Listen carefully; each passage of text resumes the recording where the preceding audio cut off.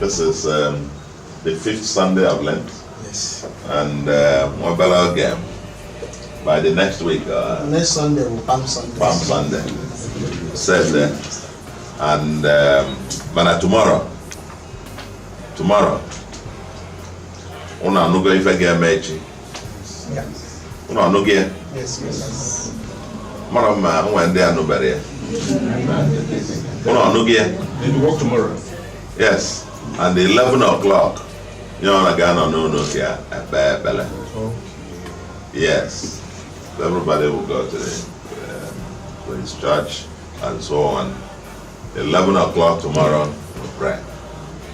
Pray for peace and security in Anambra. We'll pray for peace and security in the southeast. We'll pray for peace and security in Nigeria. And at the end of the prayers, that will mark the official end of the sit-at Monday sit-at-home. And everybody, so our children can start going to school on Mondays. Our children can start going to school on Mondays. Doesn't make any sense. Doesn't make any sense whatsoever. People say they are protesting over marginalization, but this one, the way you want to protest over marginalization is to marginalize yourself. Exactly. Is that? Yes. Yeah. Because when you stop the children from going to school, others go to school 5 days in a week. And then, as part of your own protest, you stop your own children from going to school 5 days. They go only 4 days. Then in the next 10 years, 20 years, they will also remain more marginalized, isn't it? So it just doesn't make any sense. As I said to people, we'll keep working hard. Everybody is working hard and praying that Nnamdi Kanu, that he will receive expeditious justice. Whatever is happening should happen expeditiously. And but while you are working, when you're working and praying for that to happen, you don't do the other way. You don't then, somebody makes you angry in Enugu. You come down to your village in Anambra and lock the whole family up and say nobody will eat, nobody will go out, nobody will go to school, nobody will go to work, as your own way of protesting that somebody in Enugu made you angry. Or that you have 7 or 8 children and one of them is arrested and is in the police custody. The way you protest is to come and tell and get the other 7. They can't go to school, they shouldn't eat, they can't go to work. That's their own way of protesting to ask for the other one to come out. That just doesn't make any sense. We cannot, for fear of death, commit suicide. That's what it is.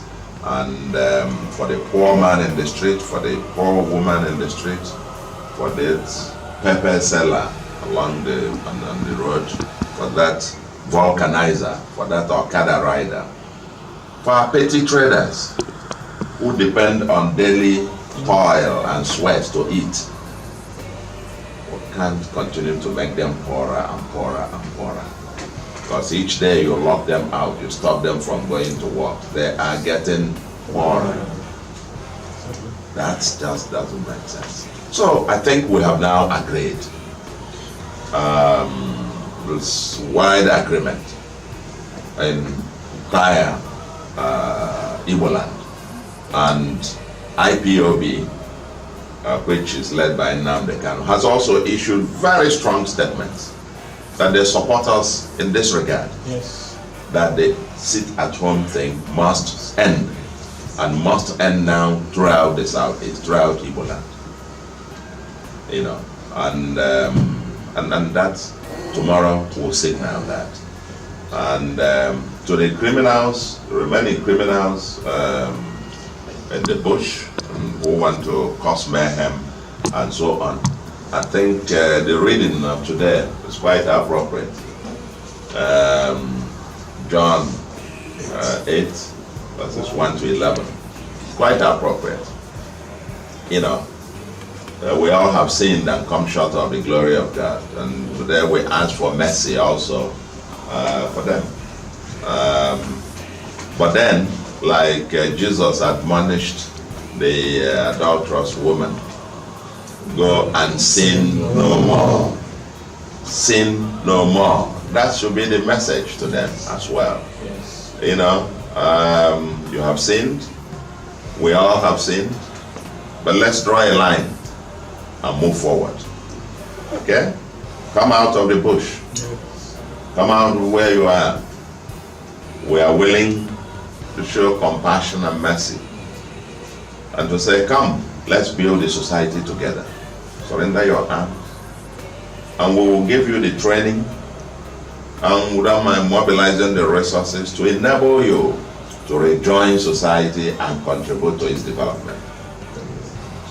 You cannot live by spilling blood, innocent blood, or going to burn properties, which we are also going to use the taxes paid by the poor people to rebuild again.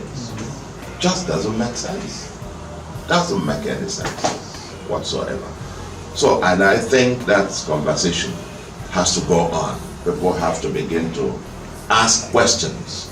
Does this make sense? It doesn't. And I said to those of them, because we understand, I mean, quite frankly, a lot of the people doing this in Anambra are not from Anambra State. They're not from Anambra State. Like the police arrested 20 of these touts who are, who are operating on the street, and we said touting and the revenue touts ended. Arrested 20 of them. Of the 20 of them, 17 are from one of the southeast states. The other 3 from another southeast state. Not one from Anambra.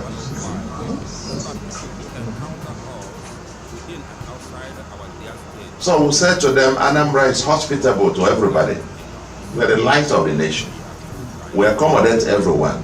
But if you come to Anambra, you must live in peace. But if you want to join, if you want to make life impossible for the indigents of Anambra, well, you take it to the extreme and the people will rise. So I said to them, Anambra welcomes everybody. But please, when you come to Anambra, respect the law. Be law abiding. Because we're building a livable and prosperous movement.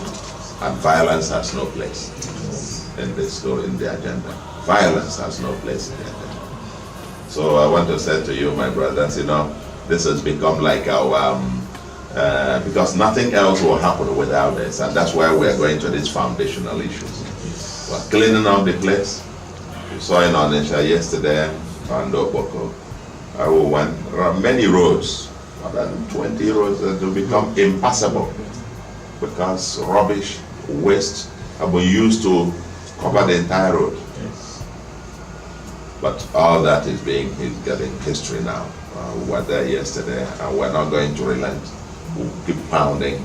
Anambra will be clean because cleanliness is next to godliness. So we have to get that campaign. Well, it's also linked to our health. Can people stay in that kind of environment and be breathing that kind of stuff? So we're on it, and God has promised us today that He will make a way where there is no way. And I want to say to all of you, and wish all of you a happy Sunday, and to say in your individual lives and in the life of our state and the life of the nation, God will make a way where there is no way. Amen. Happy Sunday.